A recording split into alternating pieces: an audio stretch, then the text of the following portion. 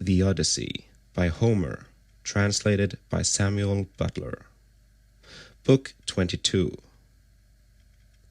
Then Ulysses tore off his rags and sprang on to the broad pavement with his bow and his quiver full of arrows. He shed the arrows onto the ground at his feet and said, "The mighty contest is at an end. I will now see whether Apollo will vouchsafe it to me to hit another mark, which no man has yet hit." On this he aimed a deadly arrow at Antinous, who was about to take up a two-handed gold cup to drink his wine, and already had it in his hands. He had no thought of death. Who amongst all the revellers would think that one man, however brave, would stand alone among so many and kill him? The arrow struck Antinous in the throat, and the point went clean through his neck, so that he fell over and the cup dropped from his hand, while a thick stream of blood gushed from his nostrils. He kicked the table from him and upset the things on it, so that the bread and roasted meats were all soiled as they fell over onto the ground.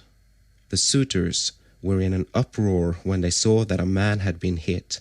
They sprang in dismay, one and all of them, from their seats and looked everywhere towards the walls. But there was neither shield nor spear, and they rebuked Ulysses very angrily. "Stranger," said they, "you shall pay for shooting people in this way.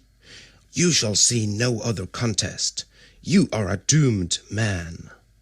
He whom you have slain was the foremost youth in Ithaca, and the vultures shall devour you for having killed him." Thus they spoke, for they thought that he had killed Antinous by mistake, and did not perceive that death was hanging over the head of every one of them. But Ulysses glared at them and said, "Dogs, did you think that I should not come back from Troy? You have wasted my substance, have forced my women servants to lie with you, and have wooed my wife while I was still living. You have feared neither God nor man, and now you shall die."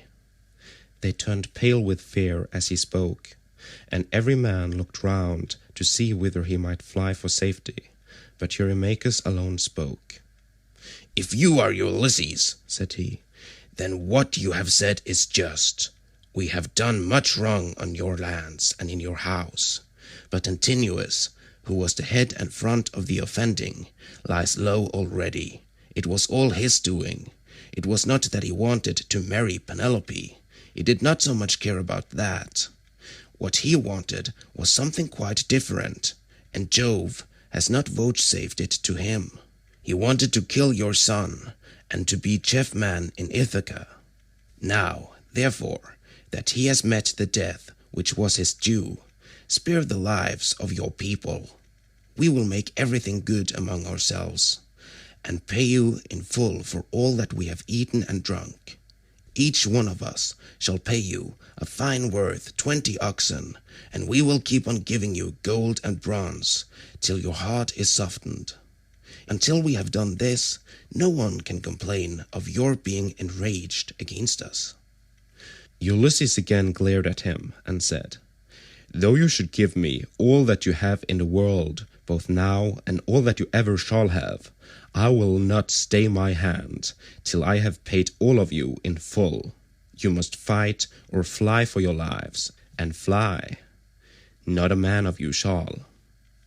Their hearts sank as they heard him, but Eurymachus again spoke, saying, "My friends, this man will give us no quarter.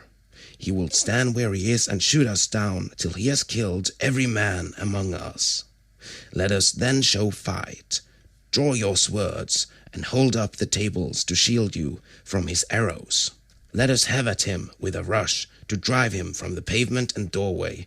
We can then get through into the town and raise such an alarm as shall soon stay his shooting."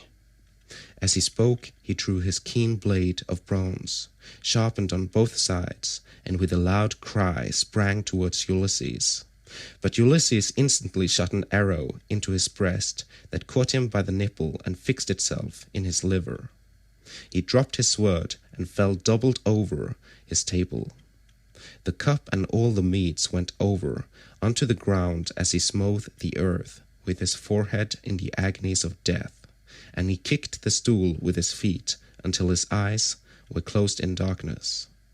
Then Amphinomus drew his sword and made straight at Ulysses to try to get him away from the door, but Telemachus was too quick for him and struck him from behind. The spear caught him between the shoulders and went right through his chest, so that he fell heavily to the ground and struck the earth with his forehead. Then Telemachus sprang away from him, leaving his spear still in the body, for he feared that if he stayed to draw it out, some of the Achaeans might come up and hack at him with a sword, or knock him down. So he set off at a run, and immediately was at his father's side.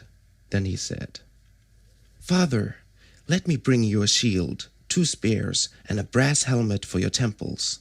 I will arm myself as well, and bring other armor for the swineherd and the stockman, for we had better be armed." "Run and fetch them," answered Ulysses, "while my arrows hold out, or when I am alone, they may get me away from the door." Telemachus did as his father said, and went off to the storeroom where the armor was kept. He chose 4 shields, 8 spears, and 4 brass helmets with horsehair plumes. He brought them with all speed to his father, and armed himself first, while the stockman and the swineherd also put on their armor, and took their places near Ulysses. Meanwhile, Ulysses, as long as his arrows lasted, had been shooting the suitors one by one, and they fell thick on one another. When his arrows gave out, he set the bow to stand against the end wall of the house by the doorpost, and hung a shield 4 hides thick about his shoulders. On his comely head he set his helmet, well wrought, with a crest of horsehair that nodded menacingly above it, and he grasped 2 redoubtable bronze-shod spears. Now there was a trapdoor on the wall, while at one end of the pavement there was an exit leading to a narrow passage, and this exit was closed by a well-made door. Ulysses told Philoetius to stand by this door and guard it, for only one person could attack it at a time. But Agelaus shouted out, "Cannot someone go up to the trapdoor and tell the people what is going on? Help would come at once, and we should soon make an end of this man and his shooting." "This may not be, Agelaus," answered Melanthius. "The mouth of the narrow passage is dangerously near the entrance to the outer court. One brave man could prevent any number from getting in. But I know what I will do. I will bring your arms from the storeroom, for I am sure it is there that Ulysses and his son have put them." On this, the goatherd Melanthius went by back passages to the storeroom of Ulysses' house.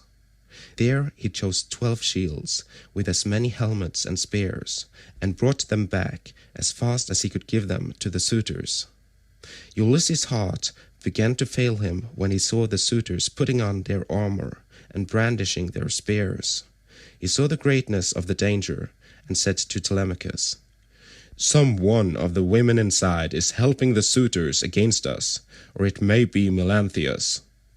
Telemachus answered, "The fault, father, is mine, and mine only. I left the storeroom door open, and they have kept a sharper lookout than I have.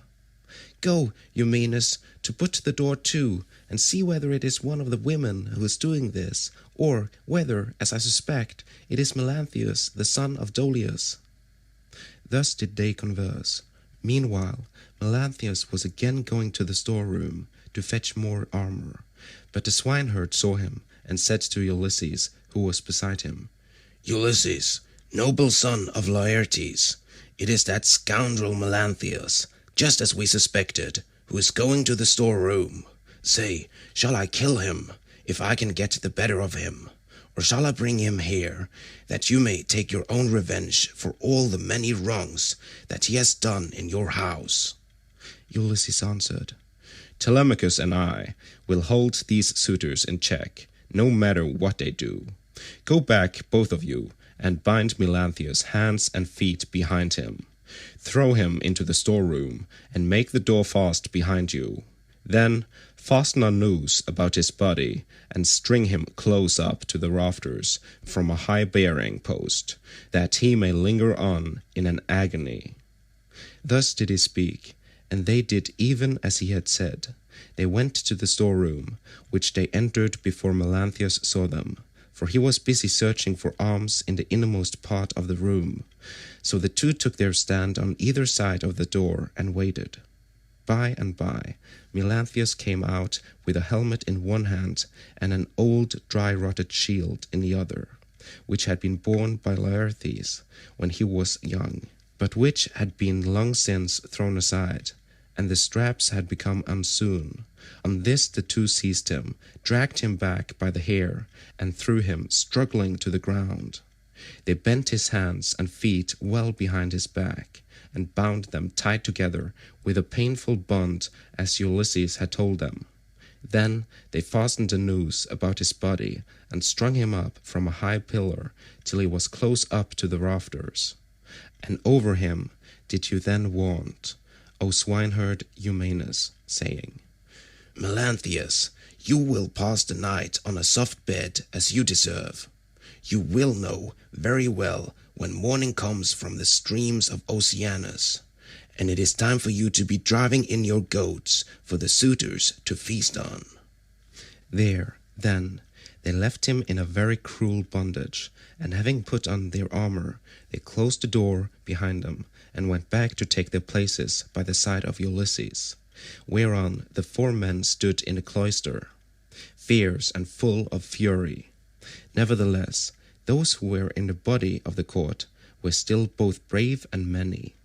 Then Jove's daughter Minerva came up to them, having assumed the voice and form of Mentor.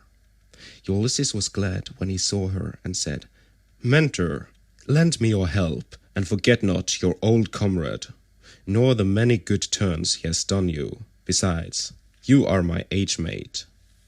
But all the time he felt sure it was Minerva, and the suitors from the other side raised an uproar when they saw her. Agelaus was the first to reproach her. "Mentor," he cried, "do not let Ulysses beguile you into siding with him and fighting the suitors. This is what we will do. When we have killed these people, father and son, we will kill you too. You shall pay for it with your head. And when we have killed you, we will take all you have, indoors or out, and bring it into Hodgepot with Ulysses' property. We will not let your sons live in your house, nor your daughters, nor shall your widow continue to live in the city of Ithaca." This made Minerva still more furious, so she scolded Ulysses very angrily. "Ulysses," said she, "your strength and prowess are no longer what they were when you fought for 9 long years among the Trojans about the noble lady Helen. You killed many a man in those days, and it was through your stratagem that Priam's city was taken. How comes it that you are so lamentably less valiant now, that you are on your own ground, face to face with the suitors in your own house? Come on, my good fellow, stand by my side, and see how Mentor, son of Alcinous, shall fight your foes, and requite your kindnesses conferred upon him." But she would not give him full victory as yet, for she wished still further to prove his own prowess, and that of his brave son. So she flew up to one of the rafters in the roof of the cloister, and sat upon it in the form of a swallow. Meanwhile Agelaus, son of Damastor, Eurynomus, Amphimedon, Demoptolemus, Pisander, and Polybus, son of Polyctor, bore the brunt of the fight upon the suitors' side. Of all those who were still fighting for their lives, they were by far the most valiant, for the others had already fallen under the arrows of Ulysses. Agelaus shouted to them and said, "My friends, he will soon have to leave off, for Mentor has gone away after having done nothing for him but brag. They are standing at the doors unsupported. Do not aim at him all at once, but 6 of you throw your spears first, and see if you cannot cover yourself with glory by killing him. When he has fallen, we need not be uneasy about the others." They threw their spears as he bade them, but Minerva made them all of no effect. One hit the doorpost, another went against the door, the pointed shaft of another struck the wall, and as soon as they had avoided all the spears of the suitors, Ulysses said to his own men, "My friends, I should say we too had better let drive into the middle of them, or they will crown all the harm they have done us by killing us outright." They therefore aimed straight in front of them and threw their spears. Ulysses killed Demoptolemus, Telemachus Eurytus, Eumaeus Elatus, while the stockman killed Pisander. These all bit the dust, and as the others drew back into a corner, Ulysses and his men rushed forward and regained their spears by drawing them from the bodies of the dead. The suitors now aimed a second time, but again Minerva made their weapons for the most part without effect. One hit a bearing post of the cloister, another went against the door, while the pointed shaft of another struck the wall. Still, Amphimedon just took a piece of the top skin from off Telemachus's wrist, and Ctesippus managed to graze Eumaeus's shoulder above his shield, but the spear went on and fell to the ground. Then Ulysses and his men let drive into the crowd of suitors. Ulysses hit Eurydamas, Telemachus, Amphimedon, and Eumaeus Polybus. After this the stockman hit Ctesippus in the breast, and taunted him, saying, "Foul-mouthed son of Polytherus, do not be so foolish as to talk wickedly another time, but let heaven direct your speech, for the gods are far stronger than men. I make you a present of this advice, to repay you for the foot which you gave Ulysses when he was begging about in his own house." Thus spoke the stockman, and Ulysses struck the son of Damastor with a spear in close fight, while Telemachus hit Leocritus, son of Evenor, in the belly, and the dart went clean through him, so that he fell forward full on his face upon the ground. Then Minerva, from her seat on the rafter, held up her deadly aegis, and the hearts of the suitors quailed. They fled to the other end of the court, like a herd of cattle maddened by the gadfly in early summer, when the days are at their longest. As eagle-beaked, crook-taloned vultures from the mountains swoop down on the smaller birds that cower in flocks upon the ground, and kill them, for they cannot either fight or fly, and lookers on enjoy the sport. Even so did Ulysses and his men fall upon the suitors and smite them on every side. They made a horrible groaning as their brains were being battered in, and the ground seethed with their blood. Leiodes then caught the knees of Ulysses and said, "Ulysses, I beseech you, have mercy upon me and spare me.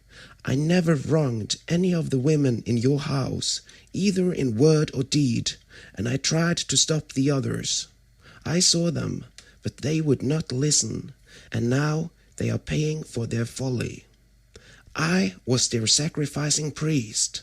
If you kill me, I shall die without having done anything to deserve it, and shall have got no thanks for all the good that I did."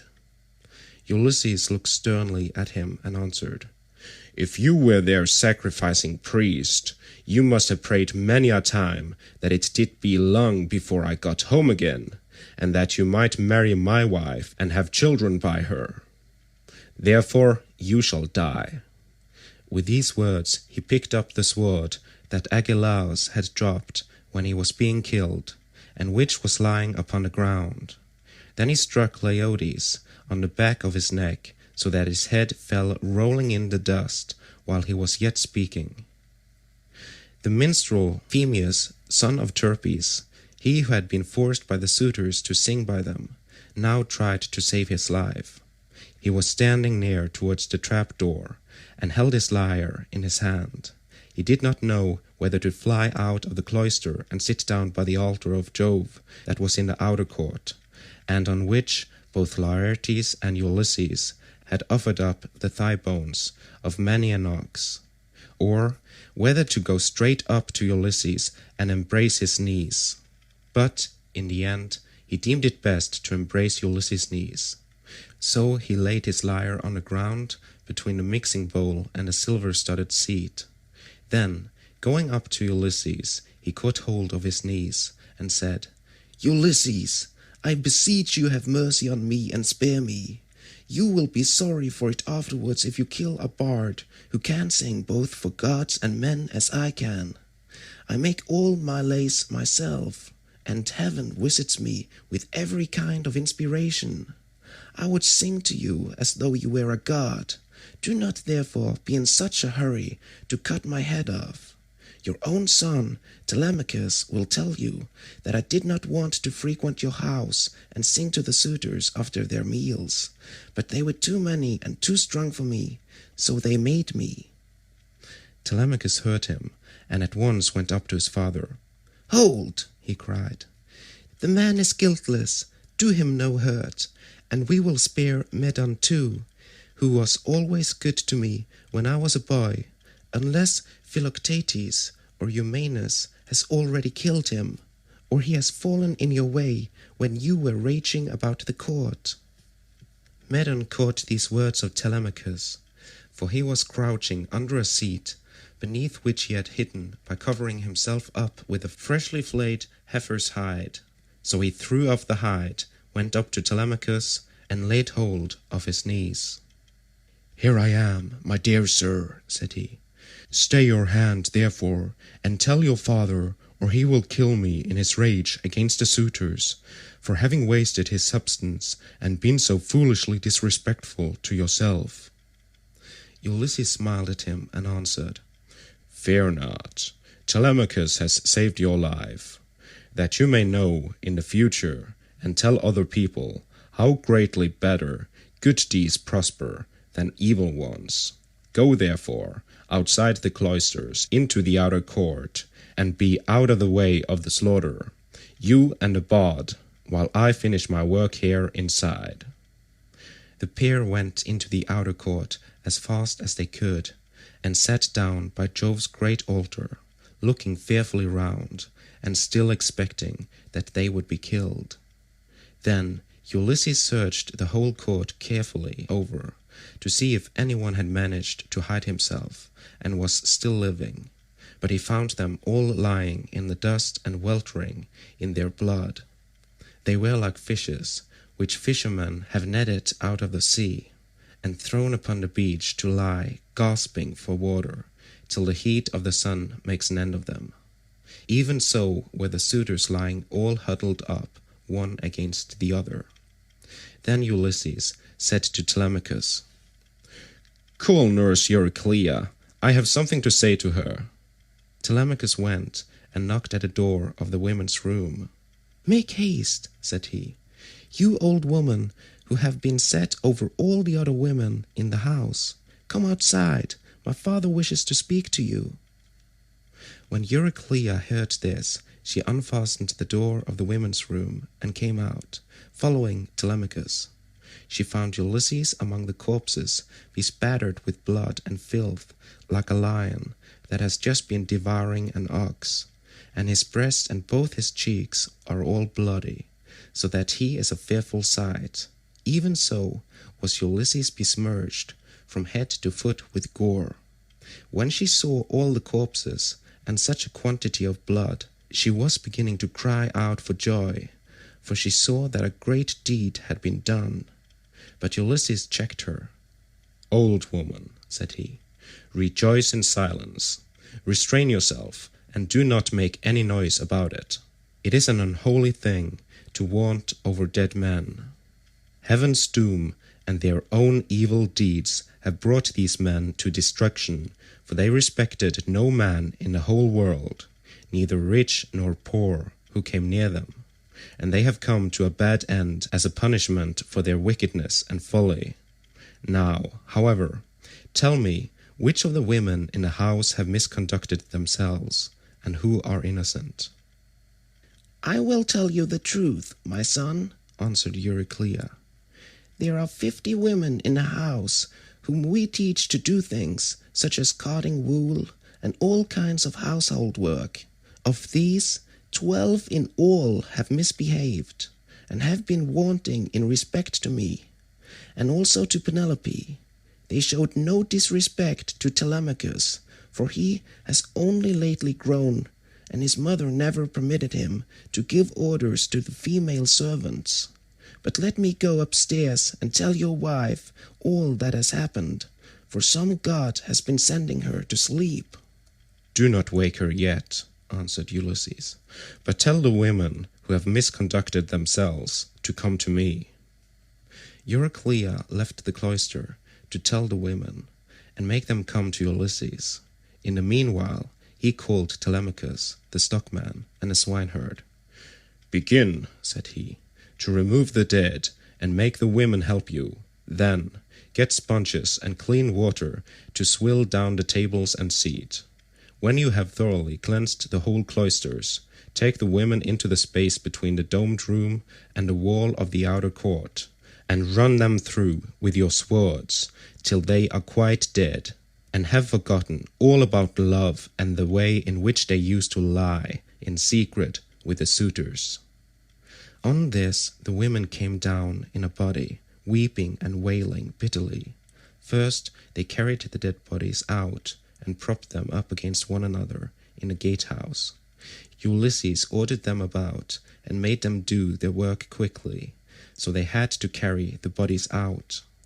When they had done this, they cleaned all the tables and seats with sponges and water, while Telemachus and the 2 others shoveled up the blood and dirt from the ground, and the women carried it all away and put it out of doors.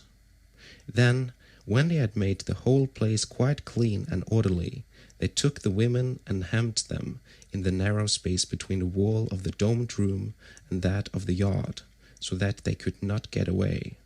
And Telemachus said to the other 2, "I shall not let these women die a clean death, for they were insolent to me and my mother, and used to sleep with the suitors." So saying, he made a ship's cable fast to one of the bearing posts that supported the roof of the domed room, and secured it all around the building at a good height, lest any of the women's feet should touch the ground, and as thrushes or doves beat against a net that had been set for them in a thicket just as they were getting to their nest, and a terrible fate awaits them. Even so did the women have to put their heads in nooses one after the other, and die most miserably. Their feet moved convulsively for a while, but not for very long. As for Melanthius, they took him through the cloister into the inner court. There they cut off his nose and his ears. They drew out his vitals and gave them to the dogs raw, and then in their fury they cut off his hands and his feet. When they had done this, they washed their hands and feet and went back into the house, for all was now over. And Ulysses said to the dear old nurse Euryclea, "Bring me sulphur, which cleanses all pollution, and fetch fire also, that I may burn it, and purify the cloisters. Go, moreover, and tell Penelope to come here with her attendants, and also all the maidservants that are in the house." "All that you have said is true," answered Euryclea. "But let me bring you some clean clothes, a shirt and cloak. Do not keep these rags on your back any longer. It is not right." "First, light me a fire," replied Ulysses. She brought the fire and sulphur, as he had bidden her, and Ulysses thoroughly purified the cloisters and both the inner and outer courts. Then she went inside to call the women and tell them what had happened, whereon they came from their apartment with torches in their hands and pressed